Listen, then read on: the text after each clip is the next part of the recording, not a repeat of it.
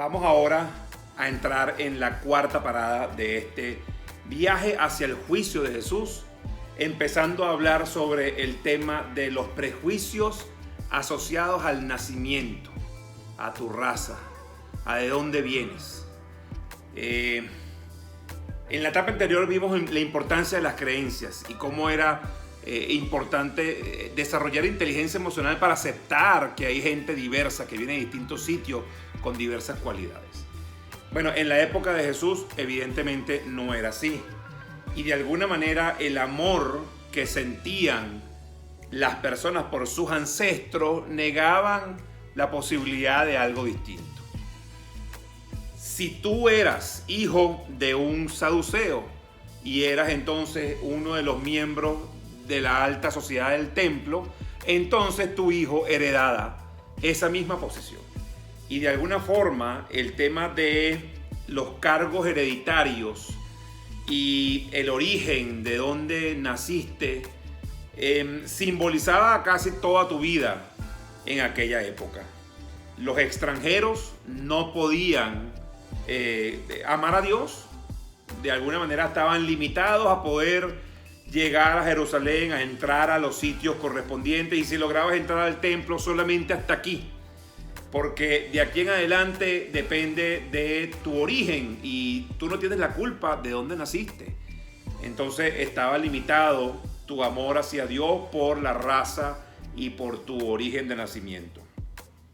Y bueno, Jesús es claro y contundente en múltiples conversaciones y speeches y demás. Habla sobre cómo estos fariseos o saduceos pues designaban a la gente y le ponían atadas cargas que era imposible que se quitaran, porque al final dependía de su nacimiento. Entonces por tener ese nacimiento tenías unas cargas que, bueno, y tienes que pagar ciertas cosas que luego no podías ni siquiera disfrutar de el avance en tu condición social.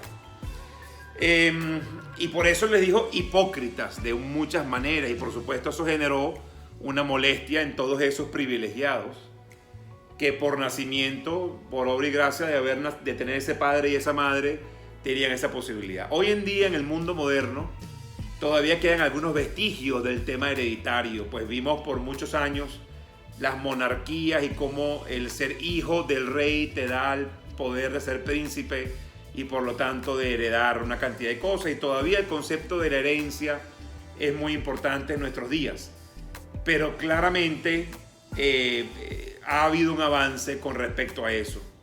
Sin embargo, todavía hay mucha invitación a los líderes modernos a que, bueno, que comprendan de que si yo tengo un antepasado y de alguna manera ese antepasado creía en una serie de cosas que eran de aquel momento, yo hoy en el tiempo moderno, en el año 2020 y de ahora para adelante, no tengo por qué mantener exactamente todos y cada uno de esas creencias antiguas y hacer un progreso en alguna de ellas porque las circunstancias son distintas. No implica que estoy rechazando a mis antepasados y no está escrito en piedra muchas de esas cosas que hoy en día son distintas.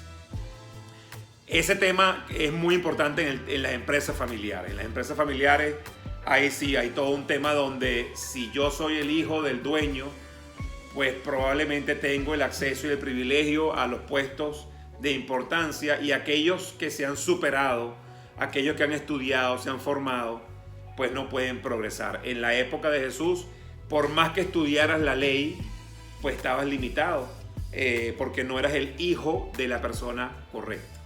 Entonces ese prejuicio había que comenzar a romperlo, y bueno, el pueblo avanzó, el mundo avanzaba muchísimo a partir de eso, y un buen líder lo comprende. Sí, qué bueno tener una buena herencia, qué maravilla tener unos ancestros que me pusieron en una posición de privilegio, pero no por ello voy entonces a utilizar esa posición de privilegio para limitar a todos los demás, para excluir a todos los demás, para ponerme a mí de manera hereditaria en una posición que más nadie puede alcanzar. No importa su performance, no importa su commitment, no importa su talento y su desarrollo.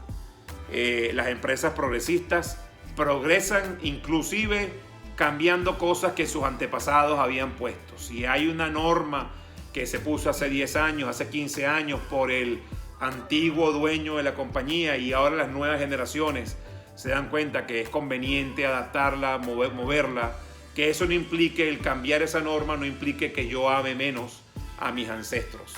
Ellos tuvieron sus normas en su momento y algunas de ellos las hicieron exitosas, otras hay que cambiarlas. Incluso ahí sabemos que nuestros ancestros pues son humanos y por lo tanto también tenían sus biases, y al tener sus propios prejuicios pues quizás hay alguna norma que no debió haber sido, y quizás hay un tema de raza en un mundo moderno donde la raza ha generado tantos conflictos, donde Martin Luther King ha luchado tan fervientemente y donde vemos muchos movimientos para buscar la equidad de los seres humanos.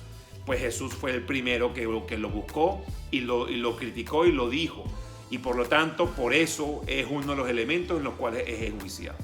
Entonces, prejuicios por el origen, por la raza, por el nacimiento. En la próxima parada vamos a empezar a hablar de los prejuicios por el sexo. Si eras mujer, las condiciones que tenías en aquella época eran muy distintas y tenían unas limitantes importantes. Y Jesús aprovecha cualquier oportunidad posible para conectarse con las mujeres y tenerlas a ellas y sembrarles mensajes de esperanza. Nos vemos.